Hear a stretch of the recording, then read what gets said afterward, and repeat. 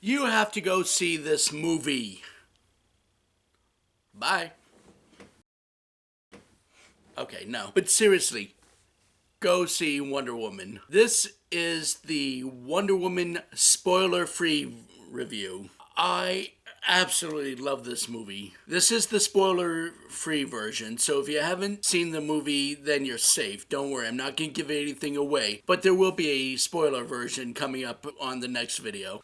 So if you haven't seen the movie yet, don't worry, you're safe. I'm not going to give anything away. There is going to be a spoiler version of this video, so wait on that one unless you want to be spoiled. Yeah, so this movie was actually fantastic. In the tradition of Supergirl and Catwoman, Elektra, it's rare that you can actually say there's a good female superhero movie. In fact, no, there really are no good female superhero movies. This has to be the first one, and I am so happy that Wonder Woman would be the one to break that trend. I'm a fan of DC Comics, as you can tell. So I can tell you I defend Man of Steel, Batman vs. Superman, Suicide Squad, and at the same time I can tell you there are flaws. No movie is without a flaw. And Wonder Woman has some problems too, but I can genuinely say as a DC fanboy that this is probably the best DC cinematic universe movie so far. Alright, so Gal Gadot, fantastic actress. I really had my doubts about her as Wonder Woman before Batman vs. Superman came out. And that's because I saw her in Fast and the Furious and she was very bland. But once I saw her on Batman vs. Superman, I thought she did a fantastic job as Wonder Woman. And she kept being fantastic in her own solo movie. And then I learned further things about her. For example, she was actually a soldier in the Israeli army, so she already knows how to kick ass. A lot of the things I was worried about with this upcoming movie was just things that I didn't like aesthetically, but you can thank the new DC 52 comics for rewriting all that. So we know the story of Wonder Woman, right? She was sculpted from clay by her mother, Hippolyta, and she was raised on an island of Amazonian woman called Themyscira. One day, Steve Trevor, a soldier, actually comes flying and crashing into the water, and then he is saved and brought to shore. He warns the Amazonians about a war that's going on, and that inspires Diana to become Wonder Woman and go against her mother's wishes to go to man's land.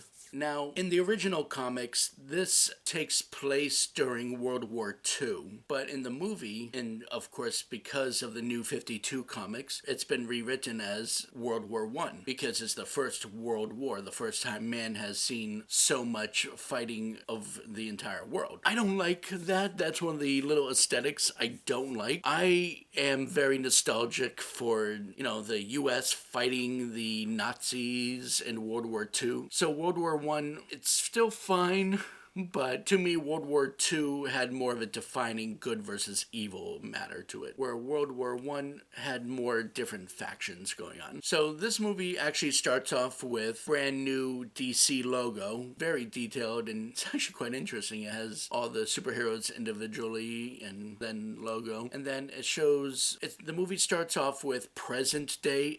You're gonna find this movie is kind of like Captain America, where it starts off in modern times, present day, and then it cuts back to a world war of particular.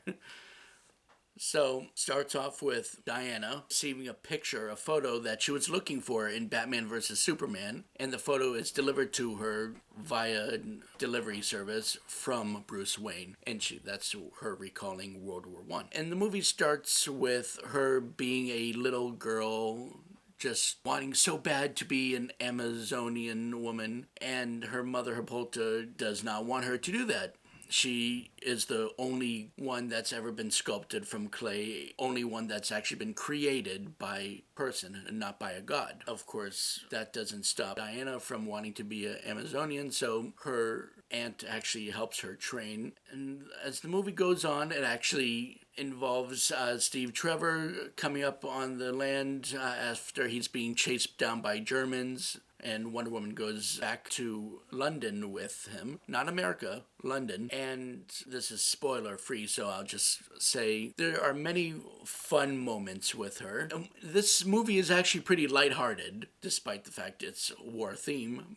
It's actually lighthearted. It has real emotions and some funny parts too. There's even like a montage, I guess, of Diana trying on different outfits. And it's not like Pretty Woman, you know, it's not like, ooh, I was poor, now I can afford this, so I'm gonna try on dresses. It's more of, I guess I'll have to wear dresses to conform to what society wants, which these dresses make me constrained, and how are we gonna be able to fight? But she has to blend in. The movie continues as they enlist some help from other soldiers, kind of like, again, Captain America, the first movie, and it's kind of like a motley crew of different guys with different backgrounds. And when you see Wonder Woman fighting in a battlefield to save a town, that is the most kick-ass part. Your heart is beating real fast from this experience. She uses all her weaponry and all that. But what's beautiful about Wonder Woman in this movie is that she doesn't hold herself as, I'm a woman and I can do it myself. She holds herself as, I'm a woman and I know how to fight and I know how to take care of myself, but I'm gonna help out you and make yourself a better person. She helps out her male friends in the war be better selves. She doesn't take up the spotlight, she actually shares it, and it's actually quite beautiful. The bad guy in the movie is Ludendorff. He's played by the same actor who played Colonel Stryker in X-Men Origins Wolverine. I hated him in that film. He sucked at Stryker. But in this movie, he redeemed himself. He was a good German general. And he had other bad guys too, like Dr. Poison.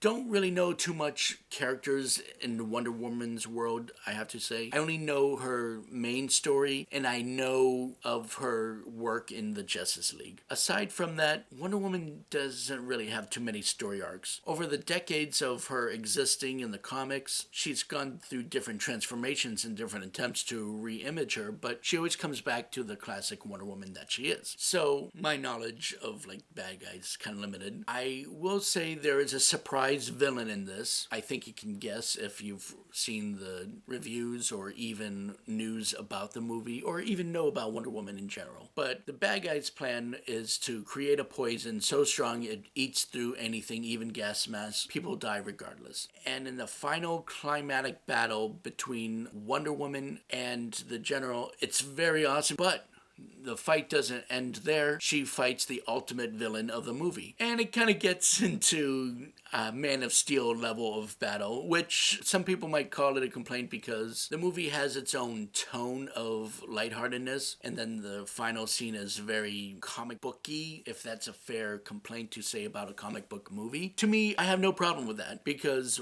Wonder Woman is a superhero. She is supposed to fight monsters and villains. I'm saying a little too much just now. When something happens and it affects her so bad at the end of the movie, it brings her rage out and it brings all her energy. I'm not gonna lie, I was kind of choked up by how amazing this movie was. Her fighting choreography was great. They got a female director to direct this movie. A movie like Wonder Woman needed a female touch from a female perspective to direct this movie. So like those people out there who complain about the all-female showing of Wonder Woman, shut up. Let them have their night. It's not inequality. It's actually just them finally having their moment. Don't take that away from them. Because this movie doesn't treat Wonder Woman like, you know, just some female that can fight. Look at me. It's more of she just has a mission and she just wants to adapt to the new world. She doesn't want to take over. She doesn't want to be better than anyone. She just wants to contribute. And this is a very unique Wonder Woman because like Linda Carter was more about girl power. And that's fine for the time era. It was the 70s. We needed that. But this movie plays with Wonder Woman. Like in the newer comics now of Wonder Woman, or Justice League, they make Wonder Woman this angry man-hating kind of warrior. But here, she's just actually very curious about how things work. And she has her moments of adapting and she plays with it. She's just curious. But when things get real, she becomes Wonder Woman and brings it on. So, because I have to be semi-biased, I'm never gonna say it'll be real hard for me to ever say a movie gets an A+. But because of the small, like, little details of the movie that I can't even mention here, but the other details I had to complain about would just be more of an aesthetic thanks to the 52 comics. I'm just gonna go ahead and give this movie an A minus, just to be fair. I know I've been like overly generous with past movie reviews of the cinema review, and if I can go back, I would actually reevaluate many of them, but I don't really have a scientific scale of how I grade. But Wonder Woman, I can actually fully say is a fantastic movie. And the fact that Rotten Tomatoes gave it an approval, a DC movie an approval, that says a lot. Wonder Woman, you get an A minus, and I can't wait to see you in Justice League. Have a good one.